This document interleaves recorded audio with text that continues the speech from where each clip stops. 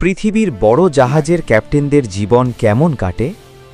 সমুদ্রের বিশাল ঢেউ আর আকাশের অসীম নীলের মাঝে এক বিশাল জাহাজ ধীরে ধীরে এগিয়ে যাচ্ছে। ডেকে দাঁড়িয়ে আছেন জাহাজের সর্বোচ্চ কর্তা, ক্যাপ্টেন। তার হাতের ছোট্ট স্টিয়ারিং হুইল আর চোখের সামনে আধুনিক ন্যাভিগেশন স্ক্রিনই নির্ধারণ করছে জাহাজের ভাগ্য। অনেকের কাছে এই জীবনটা হয়তো একেবারে সিনেমার মতো মনে হয়। বিলাসবহুল কেবিন, দামি খাবার, বিদেশ ভ্রমণ আর অসাধারণ দৃশ্য।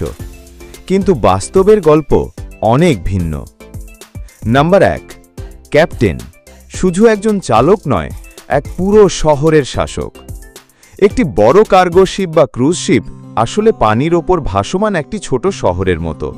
এখানে থাকে শত শত ক্রু, হাজারো যাত্রী, টন টন পণ্য এবং কোটি কোটি টাকার যন্ত্রপাতি।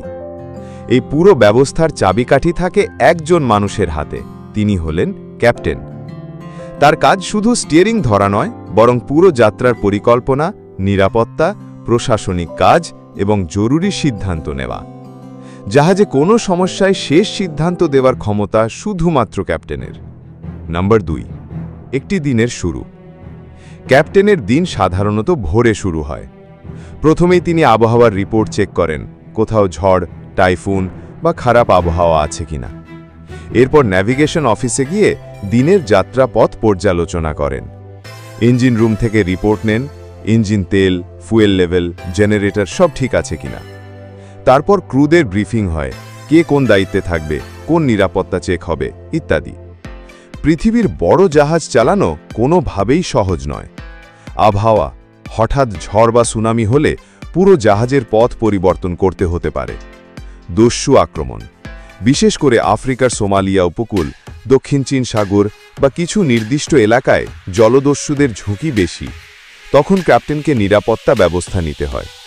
প্রযুক্তিগত সমস্যা, ইঞ্জিন নষ্ট হয়ে গেলে বা বিদ্যুৎ চলে গেলে ক্যাপ্টেনকে দ্রুত সিদ্ধান্ত নিতে হয় কোন বন্দরে থামা হবে বা সমুদ্রে মেরামত করা হবে কিনা। নাম্বার 3, একাকিত্ব ও মানসিক চাপ। যদিও জাহাজে অনেক মানুষ থাকে, তবুও ক্যাপ্টেনের জীবন প্রায় একাকী হয়ে যায়। ক্রুরা সাধারণত নিজে নিজে দায়িত্বে থাকে। ক্যাপ্টেনের আলাদা কেবিন থাকে, যেখানে অন্য কেউ অনুমতি ছাড়া প্রবেশ করতে পারে না। দীর্ঘ সময় পরিবার থেকে দূরে থাকা অনেকের জন্য মানসিকভাবে কষ্টকর। সমুদ্রের মাঝে ইন্টারনেট বা ফোন সংযোগ সীমিত, ফলে প্রিয়জনের সাথে কথা বলাও কঠিন। বেতন ও সুবিধা।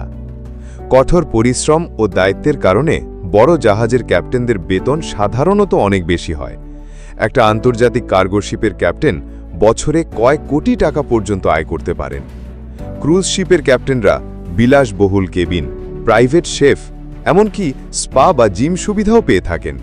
তবে এই বিলাসের পেছনে রয়েছে বিশাল দায়িত্ব ও অবিরাম কাজ। নাম্বার 4, বন্দরে পৌঁছানো। যখন জাহাজ কোনো বন্দরে পৌঁছায়, তখন ক্যাপ্টেনের কাজ শেষ হয় না, বরং আরও ব্যস্ততা শুরু হয়।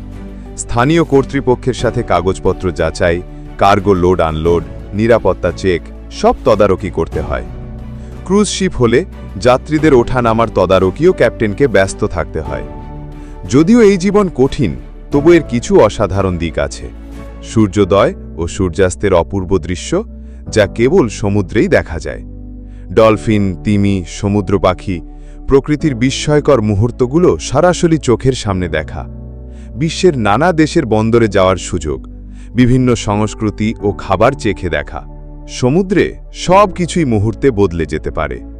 যদি কোনো যাত্রী অসুস্থ হয়ে পড়ে, ক্যাপ্টেনকে জরুরি মেডিকেল ইভ্যাকুয়েশন ব্যবস্থা করতে হয়। ইঞ্জিন বিকল হয়ে গেলে বা ন্যাভিগেশন সিস্টেম নষ্ট হলে সিদ্ধান্ত নিতে হয় কোন বন্দরে থামা হবে। কোনো এলাকায় দস্যু আক্রমণের আশঙ্কা থাকলে নিরাপত্তা ড্রিল করাতে হয়। আজকের বড় জাহাজে ক্যাপ্টেনরা সর্বাধুনিক প্রযুক্তি ব্যবহার করেন।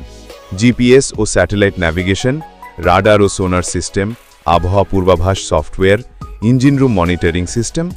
তবু সব শেষে মানুষের অভিজ্ঞতা ও সিদ্ধান্তই সবচেয়ে গুরুত্বপূর্ণ। অবসর জীবন। অনেক ক্যাপ্টেন বহু বছর সমুদ্রে কাটিয়ে অবসর নেন। তখন তারা নিজের অভিজ্ঞতা নিয়ে বই লেখেন, ন্যাভিগেশন স্কুলে শিক্ষকতা করেন বা সমুদ্র ভ্রমণ নিয়ে ডকুমেন্টারি বানান। পৃথিবীর বড় জাহাজের ক্যাপ্টেন হওয়া কোনো সাধারণ কাজ নয়।